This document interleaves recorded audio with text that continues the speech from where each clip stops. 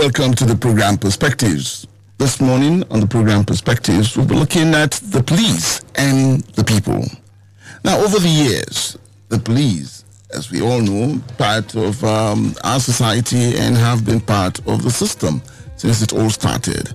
The role of the police, too, in protecting lives and property, and of course, its relationship with the public. Now, the image has not been that good, and we want to know why this has been so. Going back, to the 70s, there was the slogan about the police is your friend. But today, can we really say that? And of course, when we look at the Nigerian police with its counterparts in the other world or in other, the international community, how has the Nigerian police been faring? Of course, recent times, we've had the NSAS, which made a dent or had its dent on police-public relationship. But today we are looking at an issue, and that's about the man called Ramon Abbas. He's also known as Hush Puppy, Ray Hush Puppy, and of course the image he has created for Nigeria. Now, fraudster or cyber crimes have been, one aspect of it that the Nigerian public is suffering today. And of course, that again is giving the Nigerian, country bad publicity in the outside world. We'll be looking at that. And again, we go back to the police and DC. I'm recalling DC of Police. He was the DSP, George Iyamu. You recall the Lawrence Anini saga. George Iyamu was also, put on at stake, to face the firing squad. And from George Iyamu, you go about another public image of the police came about during Tafa Balogun as the IGP. It moved again to another top notch of the Nigerian police, and that again was in the person of Ibrahim Magu. Now, the recent one is that of DCP Abakari. All of that, these are top notch or top notches of the Nigerian police and what the image they are creating. So what happens with that relationship, public police relationship, and who is doing what? And how has this gone up? Now, our recent talk would be on Hush Puppy Ramon Abbas, who has been involved in a crime, that the American police, the FBI, has traced to Nigeria. And of course, Hush Puppy, like we know, is singing, and of course singing to involve notable Nigerians too. But how this will end up, we don't know. I have a guest with me in the studios, Lawrence Obewe. He's the convener of Reset Nigeria. Lawrence Obewe, good morning and glad to have you on the show. Good morning. Yes. I gave a background there about the Nigerian police, public relations and all of that. And from what is coming out, can the Nigerian public see the police as its friend today? And what is coming out from that institution for you today? Well, thank you for having me. I don't think that what we are seeing today is different from what we expect. As I always say, I think we have worked very hard.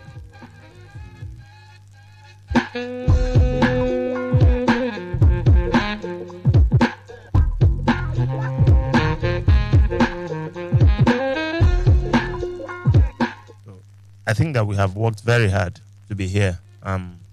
Unfortunately, negative. You have given a historical background of issues around the Nigerian police. But I think it's because Nigerian police is existing in Nigeria. So once there are institutional breakdowns in Nigeria, it affects almost every facet of human activity in Nigeria. But police has been very notorious. If you discover since 1999, our rating around transparency and accountability when it comes to corruption has been very poor from 1999 to date. And on each occasion that rating comes out, the Nigerian police is identified as the most corrupt government agency in the world. So we've not really taken it serious. We have played barely politics with it.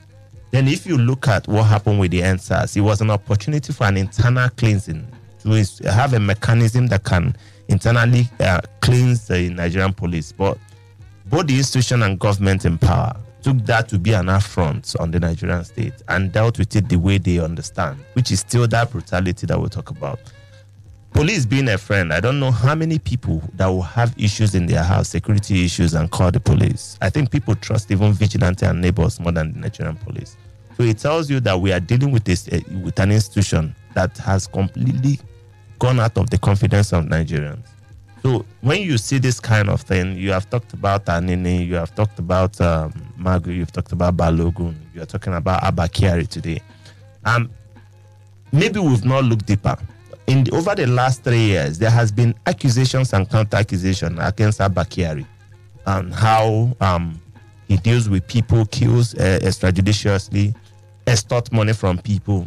But the Nigerian police, instead of having a mechanism to try to find out what the issues are, have always believed that it's corruption, as they will always say, corruption fighting back.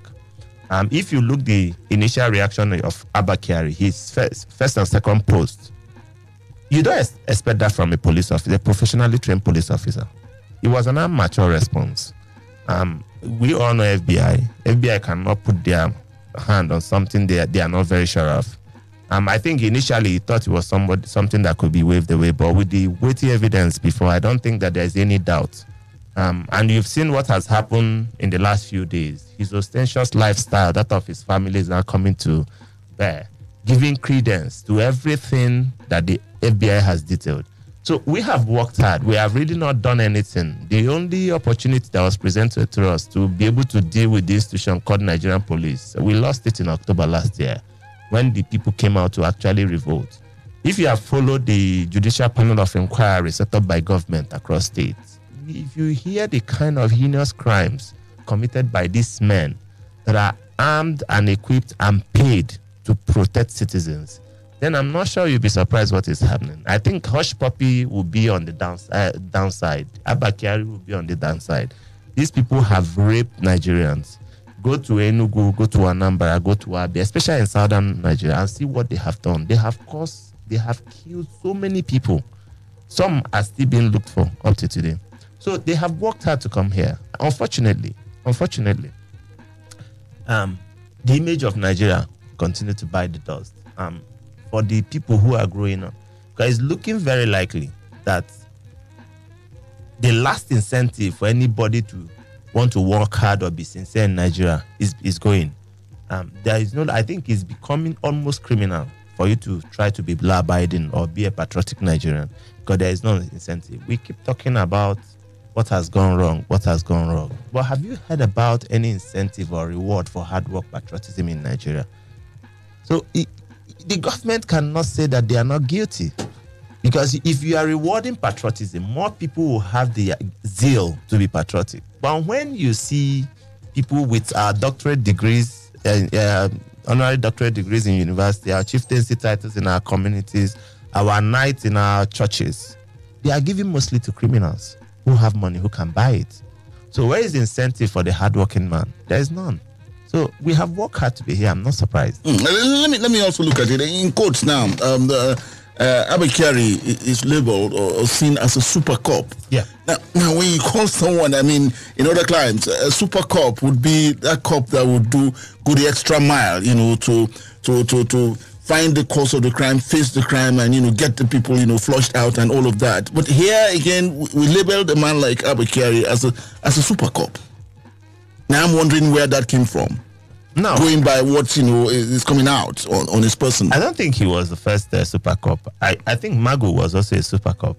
We saw how he ended. He's facing the perhaps the biggest corruption case in EFCC since its establishment. So the issue is that from the four, what we see is different from what is happening in the background. If not for the hindsight of the FBI, I'm sure by now we'll still be singing the praises of Abba Kyari. Because the Nigerian ability, the Nigerian institution has no internal mechanism to even check its own. The major problem in Nigeria is the fact that there is nobody who checks the checker. If you're an advisor, who advises the advisor? If you're a minister, who ministers over there? So there is no reporting. And any system that lacks monitoring and evaluation will come to what we are having today. Everybody must be accountable to somebody. But we have a system that once you appoint somebody, he becomes above the law. There is nobody that checks, not even the president. Because we have seen even the president admitted severally that he wasn't aware of certain things, or he has given orders and they were disobeyed and there were no consequences. So if you have a society that doesn't have consequences on any misdeed and reward for every honesty, you have this kind of system you are having now. So I don't think it's surprised. You can call somebody super. We've had the issue is that you cannot exist outside Nigeria. This is the state of Nigeria today. It is the state. Go to our educational institution, go to our health sector, go to our transport ministry, to work, civil service, everywhere. It is completely broken down. You don't get people from heaven to come and man it. It's the same citizens who are being paid bribe for to pass exams. It's the same ones who are paying to get jobs. It's the same ones who are doing all sorts of corruption in Nigeria. They are the same people who are going to man. So we have a system. Our recruitment process, look at it. How do you recruit people into the system? Do you do identity verification? Do you do character check? The person you are checking, is he giving you sincere information? So if we forget about the title Super Cup or not, if somebody is bad, the person is bad. And unfortunately for us, we cover a lot of things around religion. I've always said, Nigerians are bad people.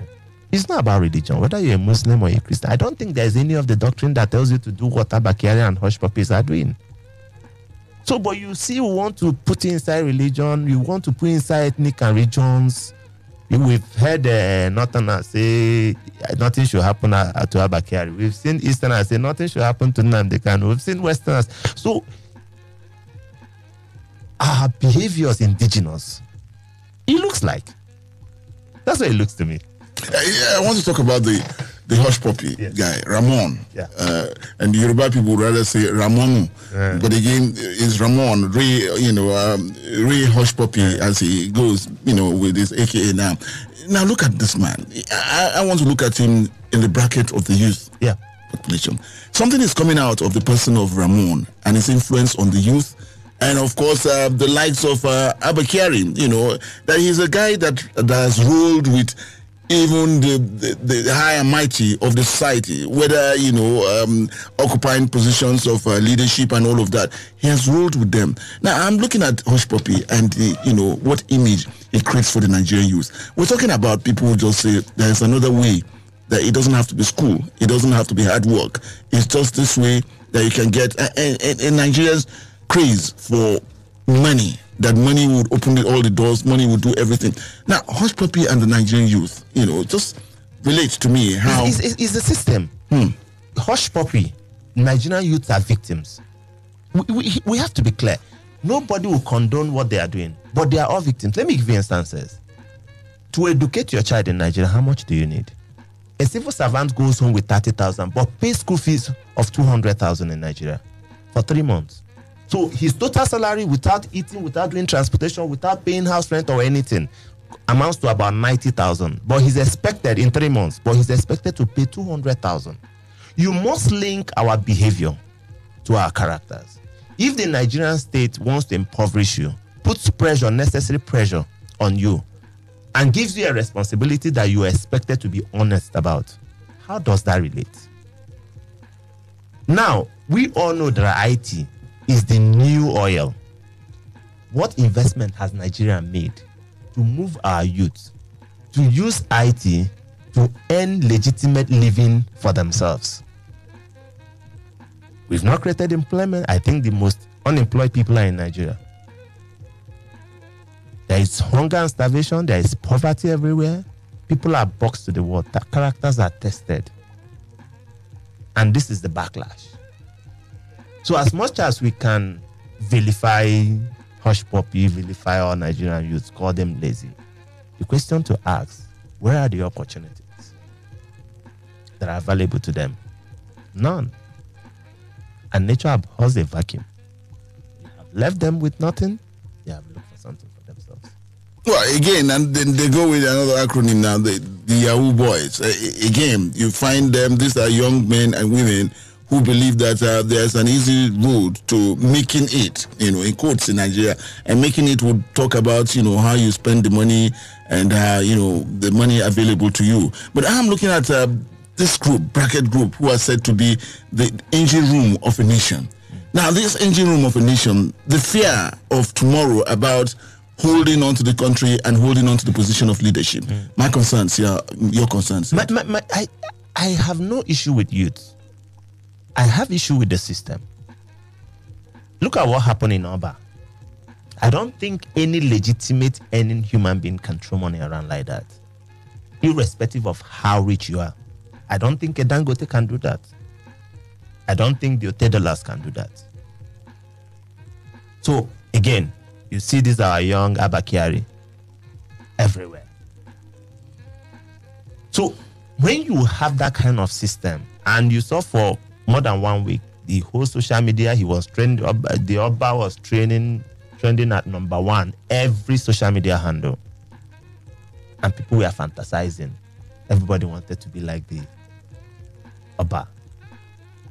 So when you allow this kind of thing, don't forget that Nigeria has a law for abuse of Naira in any occasion.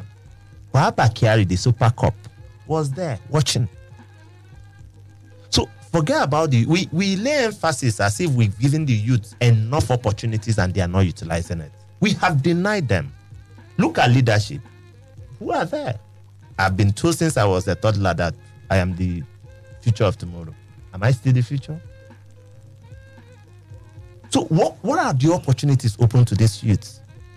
What you have given them is a view of the world from not working hard.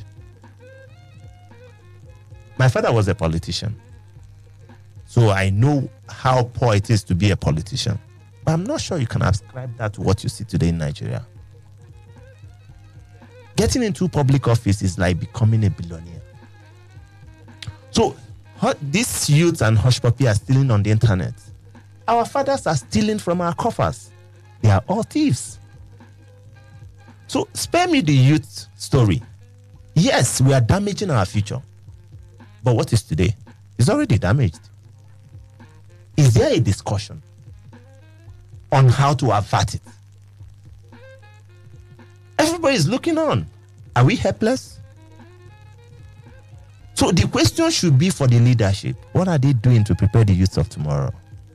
How many people in today's climate can comfortably send their children to school? Unfortunately, these irresponsible leaders were all beneficiaries of free education, free and qualitative education in Nigeria. They are denying same to their children. Hush Puppy was quick to plead guilty of all the charges.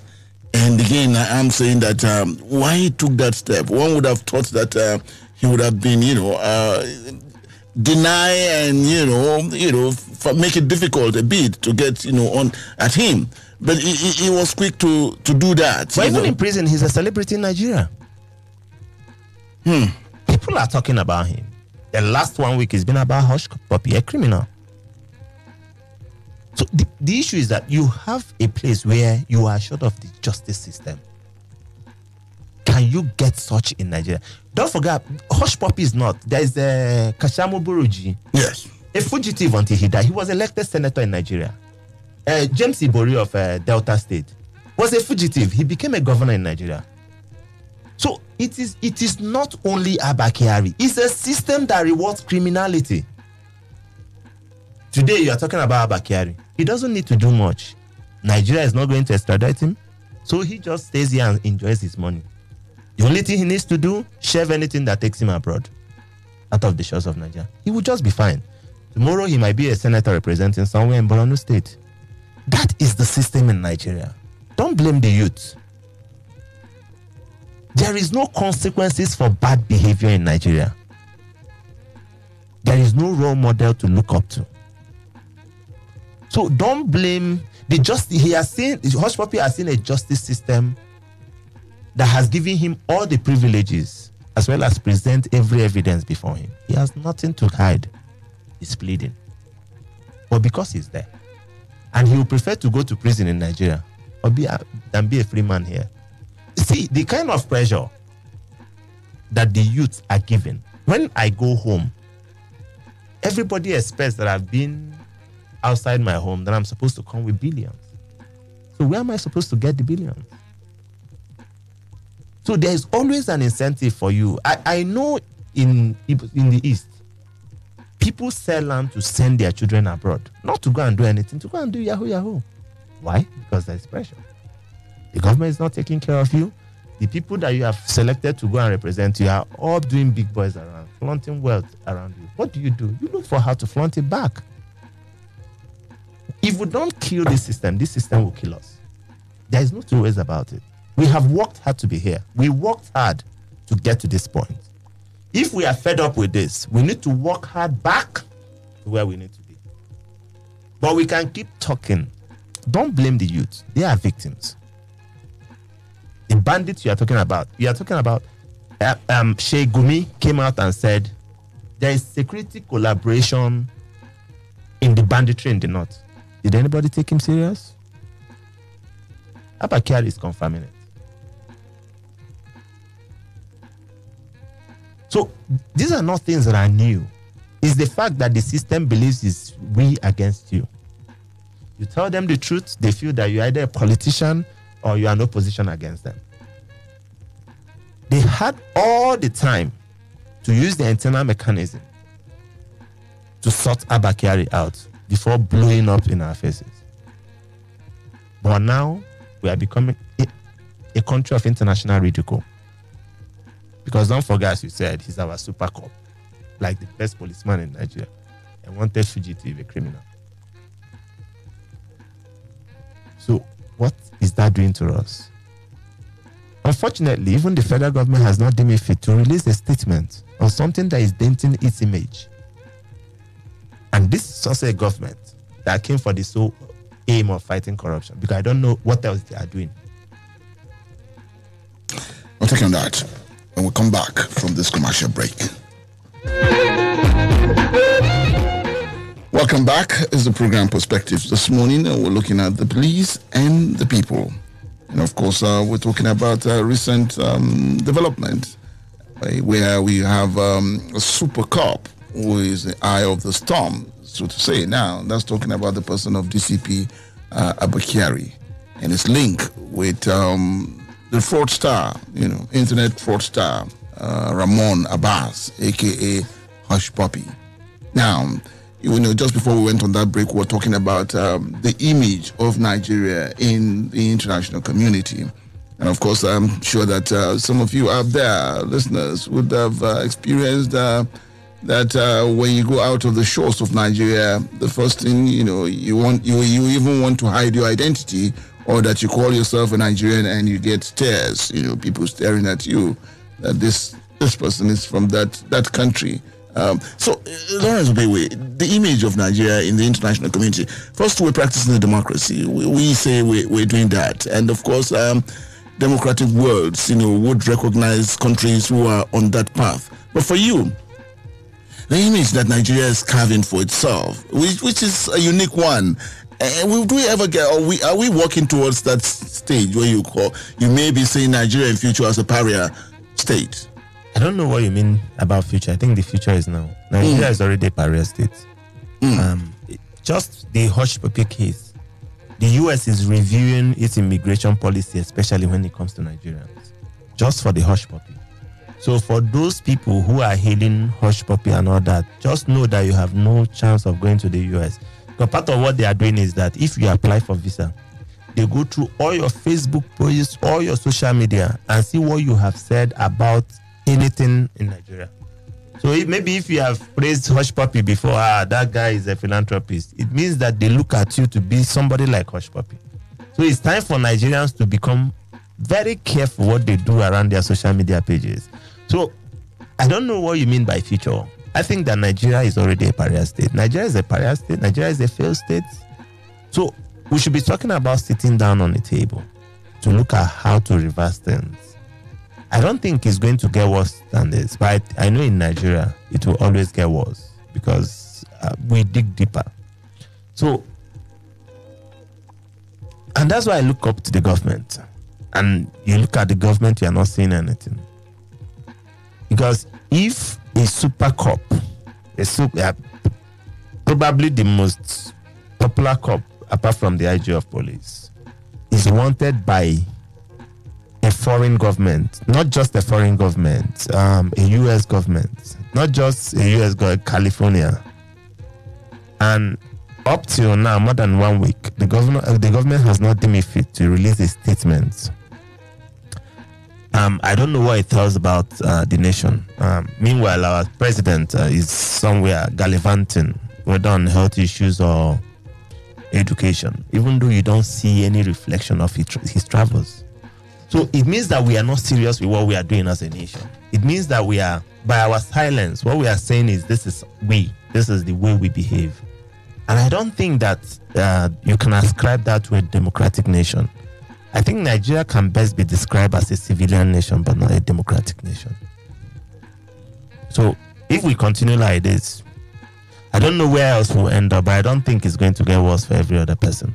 The only wahala, the only issue in this is the fact that there is no longer incentives for Nigerians to begin to pull the path of honor, the path of patriotism, the path of values, because you no longer see any, because the opportunities are diminishing. Legitimate opportunities are diminishing in Nigeria. What you see around are criminals, whether they are in political gap or they are even the industry, even the people you call the wealthiest people in Nigeria.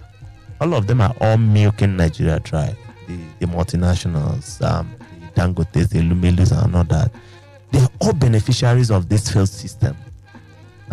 If somebody is given an opportunity, uses his monopoly to make every other person poor and all that. So it's a system that feeds the greedy and the poor and the rich and denies the poor. The only thing I think that can get worse is the people having enough and actually coming out to say enough is enough. And I see it very close. If we are sensitive enough, we should have been warned by the NSAS of last year. If any other thing, what the government has done is even to try to close up the gap for free speech. We have seen what they have done about social media. We've seen this irresponsible media censoring that NBC is doing through their Oga at the top, Lai Mohammed. But they should know that it can't work in Nigeria. Nigerians are not people you shut up. Some have decided to stay off Twitter, but a lot of them are still on Twitter. So, and I'm sure that even the irresponsible leaders who are trying to clamp down on free speech once in a while go there to go and see. If you close off free speech, it means that you don't even have opportunity to see what is happening. Perhaps with Twitter and other social media, they would have been able to see more of this Abakari before blowing up in our faces. But they prefer to chase the butterfly and leave the elephant in the house. So, but I think that the worst that can happen now, and I think that would be the best for Nigeria, would be for a revolution against our leadership.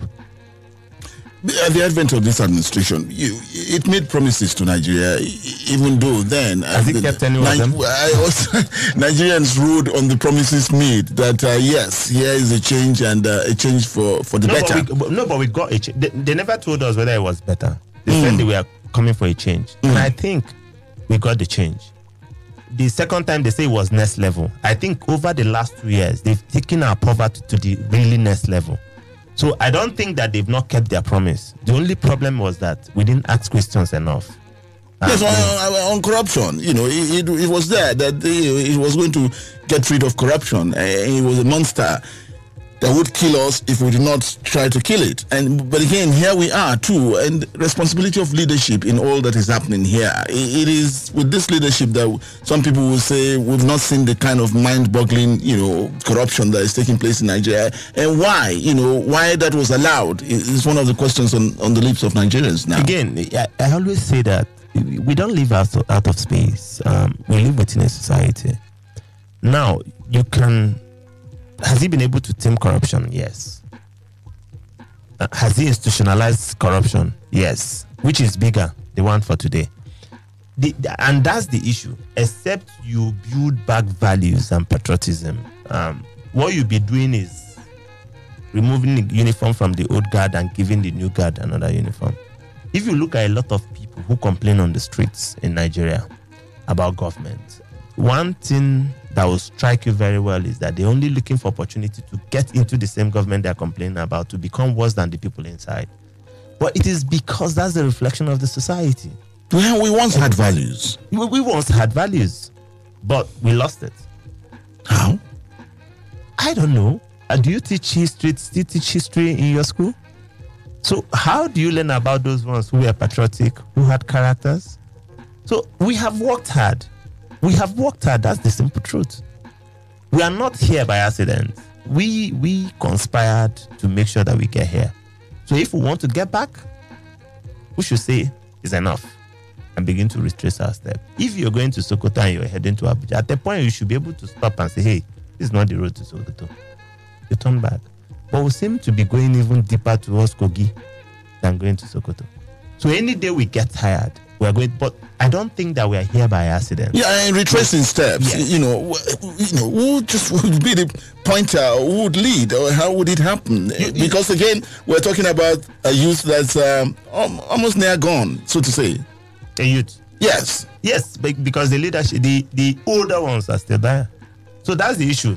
Since I was a child, I was told I was the leader of tomorrow. I'm still waiting, apart from leading in my small family. So the issue is that if you have people, look at the build up to the 2023 election.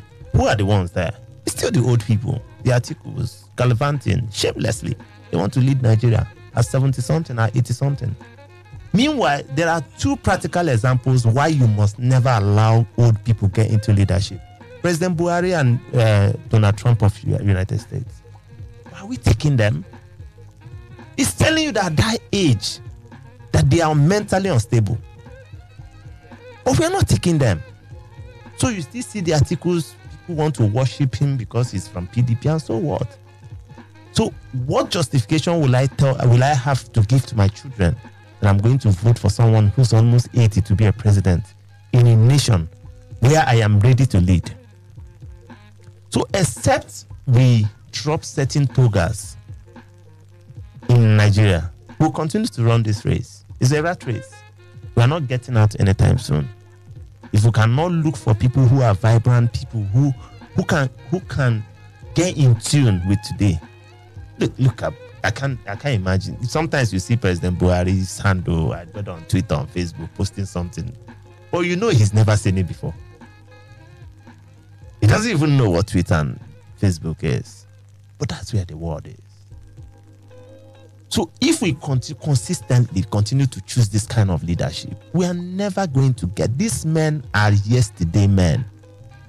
Anything wrong with yesterday men? You can't be yesterday man in today. That's what is wrong. A yesterday man can pick up to today's man. So what happens to today's man? Well, that the space is large enough for us to occupy.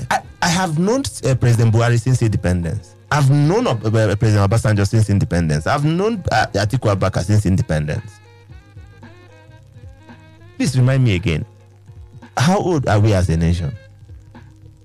In the public space for more than 60 years. What are you looking for? Please spare me. No gospel about them. They have nothing to offer. If they had anything to offer, Nigeria would not be where it is. This man is only a foolish man that his country will continue to go down, and he continues to employ the same. See, in an interview, a typical interview, somebody came and he was being asked question. Your work experience. He said he worked in a live bank. They checked, it has closed. He worked in the Intercontinental Bank. He went bankrupt. He called about 4 banks, Afri Bank, this one. The manager simply asked him, you want to come and close down this one? It's true. That is the picture of Nigeria. You have men who have consistently run down Nigeria and are still begging you for opportunities to continue running it down. And you are even thinking about it. Should it be what we should even be considering? Why are we considering it now? I don't know. I think the media people should be able to find out why. No, you are convener of Reset Nigeria. So I'm asking you, why are we allowing the old gap, to fill the space where we have a lot of factors: impoverishment, lack of opportunities. You box people into a corner. They only ask you for fresh air because they are choking. The only thing they want is to be alive. Most Nigerians just want to be alive. If they have freedom, they will make better choices. But where are the freedom? Where are the choices to make? So I always hear people condemning the youth. The question is, our fathers, what have they left for the youth? What investment?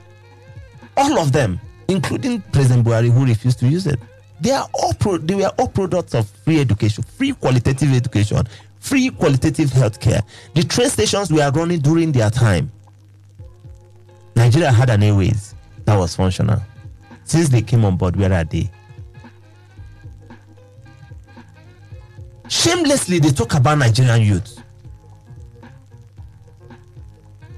Where is the nation they inherited? What did they do with it?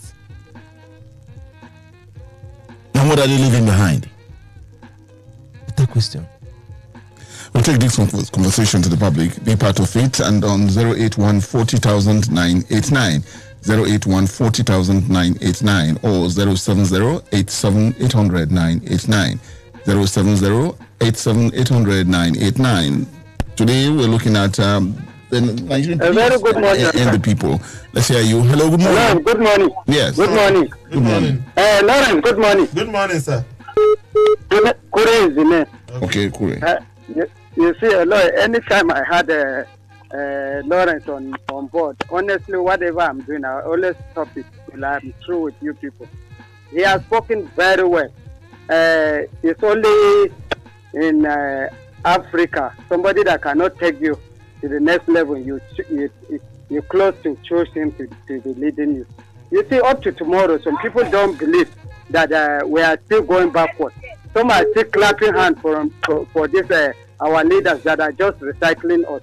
I don't know who did this thing to us. I keep on asking your voice in the house. Whether alone you give me that answer. Abba Chari, I'm not surprised. The people that Buhari chooses, they tend to shame him, and up to tomorrow, he didn't pick correction. So they will continue shaming him till the children come. And I'm afraid after they leave, we'll checkmate them and we'll get what we want from them. Have a wonderful day. Thank you very much. All right, Kuri there. Stay with your calls. Hello, good morning. Good morning. Hey.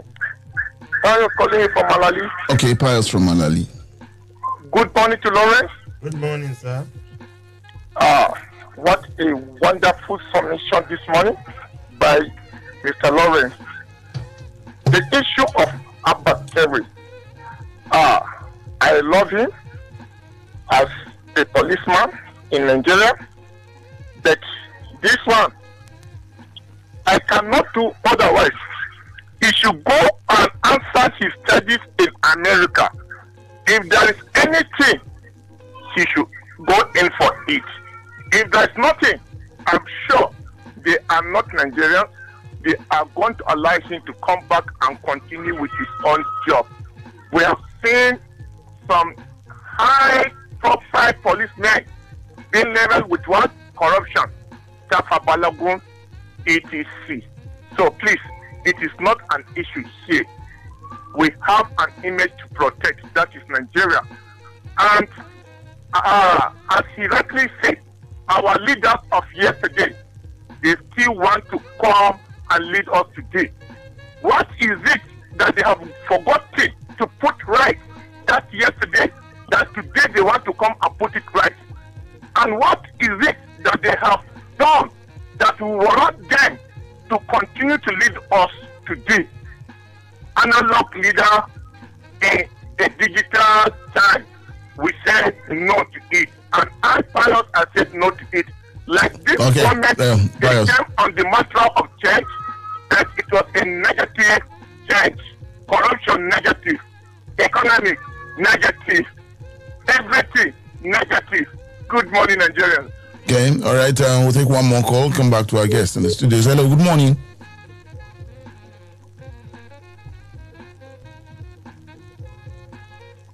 Well, hello, good morning. Hello, good morning. Good morning. How are you? We're good. Mr. Luca Adwa calling from Mabarido. All right, Luca, let's hear you. Yeah, the issue of the police, people are talking about. First and foremost, let me congratulate the guest speaker today. He has spoken very well. How I wish Nigerian would be like him. And the issue of the police, as I'm saying, Mr. President has put wrong people in the right place. And that's why there's a lot of problems here and there. Imagine the NPA, imagine the Account General Office. So we'll continue seeing all these things until the right people are put in the right place. We should forget about this sectionalism, tribalism, and all whatnot. Giving appointment to those that are very close to you. We should give appointment to those that can do the job, not just because they are brother, here, so whatever to you. So have a nice day. Thank you. Okay, Luca, thank you. All right, I'll come back to you, Lawrence. Well, we've had submissions there.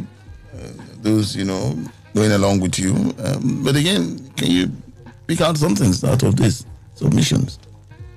I think at the end of the day, Nigeria has one more opportunity. And first of all, we need to make example with Abba Kyari. He should go and face the law. It's as simple as that. That way, we'll show seriousness that we want things to change in Nigeria. If we can set an example with somebody that high in an institution, I think it will show that we don't condone it. That's one. Then two. Quickly, I should ask, on this, still on, showing example with George Yamu. The example, though it was the military era, but again, he faced the music. That's a different thing. It's under military era. And then you had Tafa Balogun too. Tafa Balogun, yes. And he's enjoying his loot. He just pleaded guilty, plea bargain, went home, go and sin no more and all that. What I'm saying is the fact that we are sure that if Abba Kyari is extradited to the United States, he will get justice. He will serve his prison term there because they are facing up to 20 years. So that will serve as a deterrent. Nigeria will show seriousness. Then two, is another opportunity for Nigeria to reform its institutions, especially the Nigerian police. The Nigerian police is very notorious. Very, very notorious. It takes just a visit to any police station in Nigeria to confirm that you have millions of Abba Kyaris in Nigerian police. So it's time to say, see, it's degenerating. If you look at the insecurity we have today, the Nigerian police contributed to it. Police that are armed, paid, and taken care of by the government to protect the people became monsters to the people. Why? Because of the power of the barrels. Because they showed the whole Nigeria that he who has the barrel has the power. Now we are seeing the same thing with the bandits. They carry 200 children, everybody is begging them. Because they have the barrel, they have the power. So it's time for us to begin to turn things around. And we must start from that institution that is saddled with the responsibility of protecting citizens. If we don't get police right, we will not get any part of Nigeria right. Police is the one that needs reform. Police is the one that needs check. Police is the one that the president, without any delay, must use to re-engineer Nigeria. Let's look at most of the police officers were criminals who were recruited into the Nigerian police. We must go back to the recruitment process. If you look at the police file, if you've had opportunity to look at the police file, then do integrity tests on some of those people. You'll see that plenty of them will be linked with the Nigerian prison service where they serve their terms. I have seen with my eyes. I'm not telling you what somebody told me. So except we go back to begin to check what the activities of Nigerian police will continue to do. How many innocent Nigerians have been murdered by police? How many of the officers face the music? But we've seen what has happened with George Floyd in the US. We'll see how people are held accountable. Why are we not holding our security agencies accountable in Nigeria? You cannot plant mango and pluck pawpaw. We planted mango, today we are plucking. Food for thought there, and that will just be about the size of it on the program Perspectives. We're looking at the police and the people. And what's coming out is calls for reforms of all sorts that may put a good relationship between the police and the people. My guest this morning has been Lawrence Obewe. He is convener of Reset Nigeria.